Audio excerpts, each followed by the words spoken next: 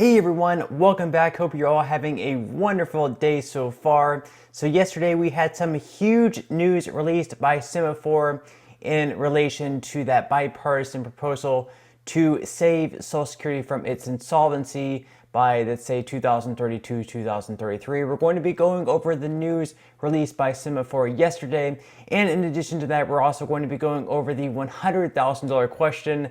That is whether or not the $2,400 increase is still possible and whether that is still on the table. Now, before I dive into the main content of today's video, if you wouldn't mind helping me out real quickly by just giving this video a like, that just helps out with the good old YouTube algorithm, and also consider subscribing to my channel if you have not already. Okay, so once again, probably a few months ago, Semaphore also released, they leaked, I guess, this plan that was going on. It was just in the proposal stages. So they had this group. It was led by Bill Cassidy. He was a Republican, or he is a Republican in Louisiana. And then we had Angus King, who is actually considered an independent, but he caucuses with the Democrats. So we had this sort of bipartisan group, since we had a member on the right and we had a member on the left.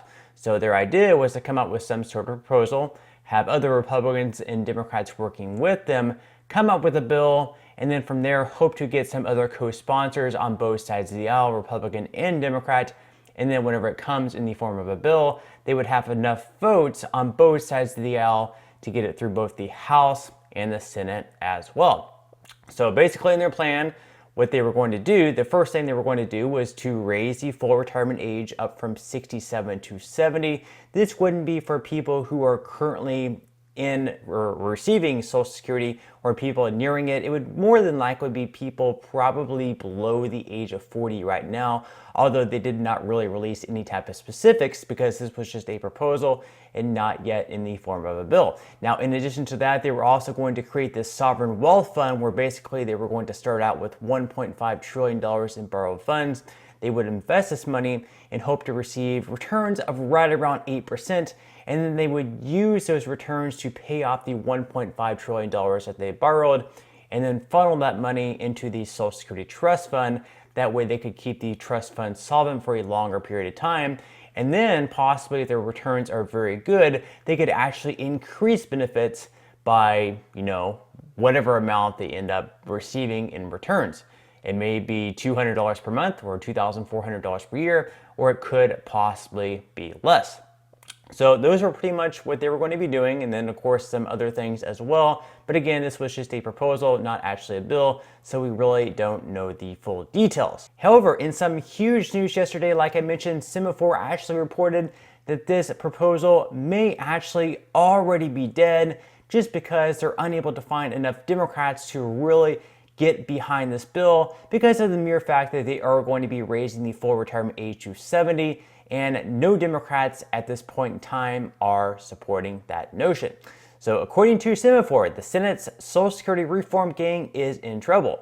The closely watched effort by a club of Senate moderates to craft a bipartisan Social Security reform plan may be stalling out for the foreseeable future. And I gotta say, Semaphore has really done a great job of reporting on this whole plan. It's definitely been interesting keeping up with it.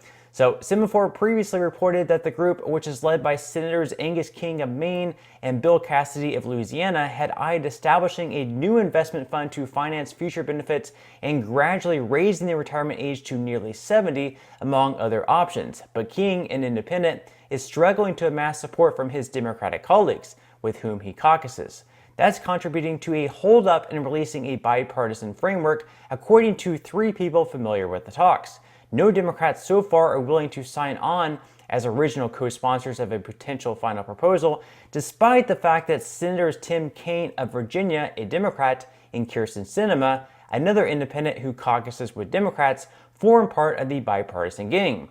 Both are up for re-election in 2024, and I think that's a huge thing here, because they are up for re-election in 2024. If they're coming out and saying that they want to raise the full retirement age up to 70, that's going to drastically hurt their chances at re-election, which is coming up next year. This is something they do not want to come out and say they are in support of, at least until maybe they are re-elected in 2024, and then they won't be up for re-election again until 2030. So maybe that's food for thought there.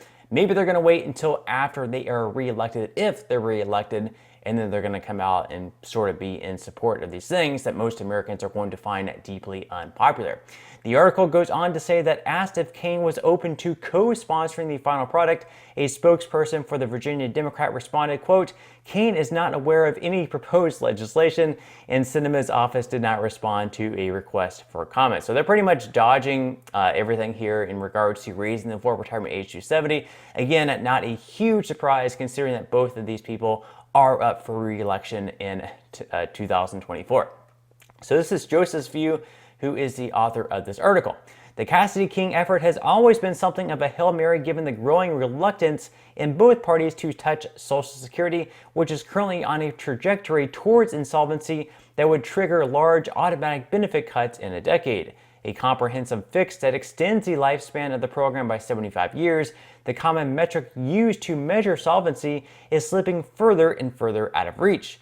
Both President Biden and Trump, the current frontrunner for the 2024 GOP nomination, are pledging to keep their hands off Social Security benefits, dampening the odds of a bipartisan agreement to salvage the program ahead of a combative presidential campaign. The last Social Security deal in 1983 contained a mix of tax increases and benefit cuts that was brokered by the Reagan White House, with only months to go until the program would be unable to pay full benefits. Time is still Washington's ally, but many believe any major reform effort today would need similar involvement from the executive branch to help steel lawmakers against a barrage of political attacks.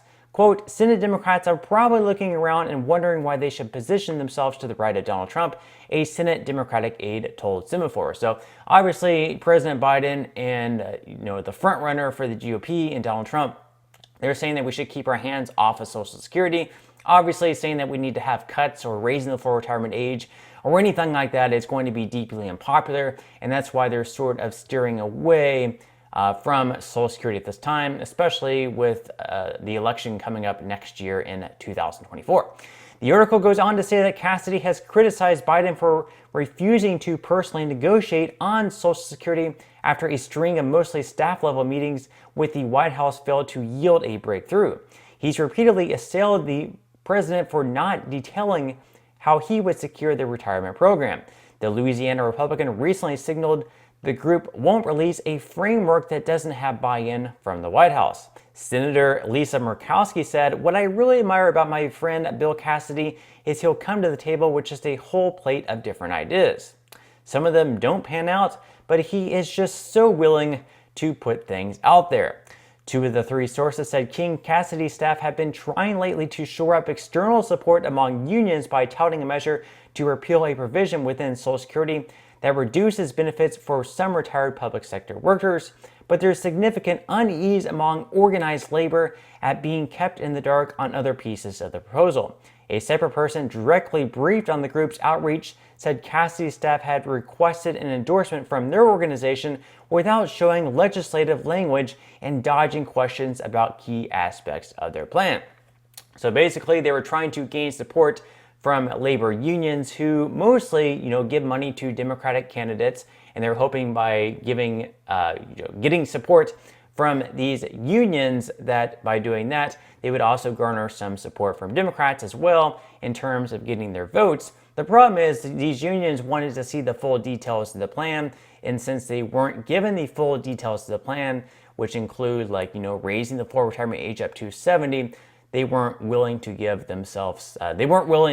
the group their full support.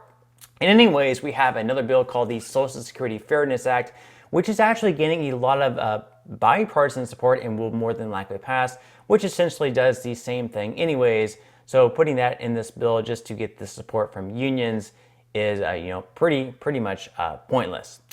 The article goes on to say that even moderate Democrats remain skeptical about proposals like raising the retirement age, which is enormously unpopular with the American public. Quote, it all has to be in a big package for me to look at it. In isolation, it's a non-starter because everybody's different. Senator John Tester, a Democrat in Montana, told Semaphore.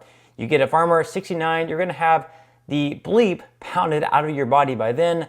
Somebody who's sitting at a desk for their whole life, maybe not so much. So they make the argument there, if you have a heavy labor job, Waiting all the way until 70 to receive Social Security is obviously going to be a huge pain. It's going to be very difficult.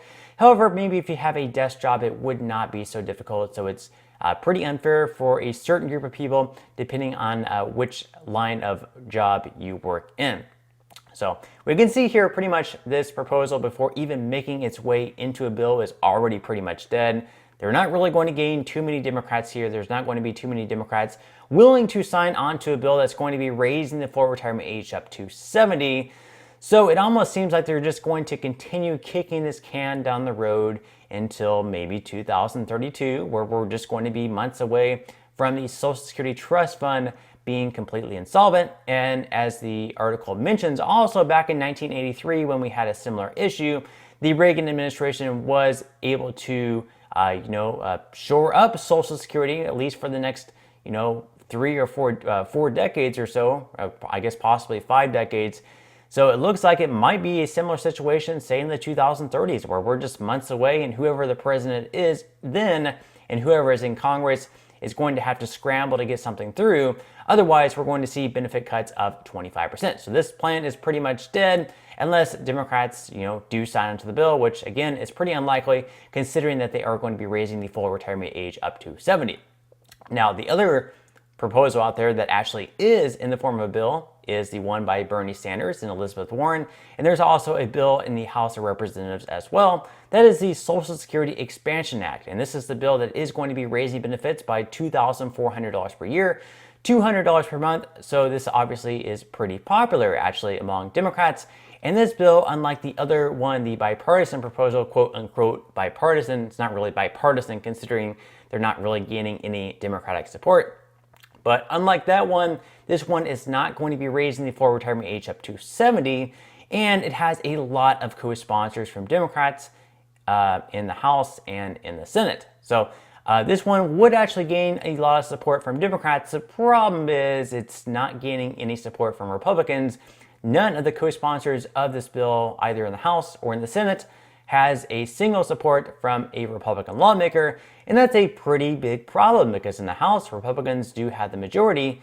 So if Republicans have the majority and no Republicans support the bill, that means the bill has no chance of passing. So, until I guess 2024, 2020, or I guess 2025, whenever we get the new Congress, if Democrats can take back control of the House, perhaps they could get the bill passed to the House, but then in the Senate, they would need 60 votes. So if there's no Republican support in the Senate, they would need to have 60 Democrats in the Senate to get this bill passed through the Senate, which we'll have to see if that's possible, but it's going to take a pretty huge blue wave in 2024 for that to take place. And I don't see this huge blue wave taking place in 2024, but we will definitely have to wait and see. But that's all the news that we have for today's video. I certainly hope that you enjoyed. I know it might be good news for some people. It might be bad news for others, but let me know what you think in the comment section below. And again, if you did enjoy the content in today's video, I would definitely appreciate if you could give this video a like. Consider subscribing to my channel if you have not already, and I will see you in the next video.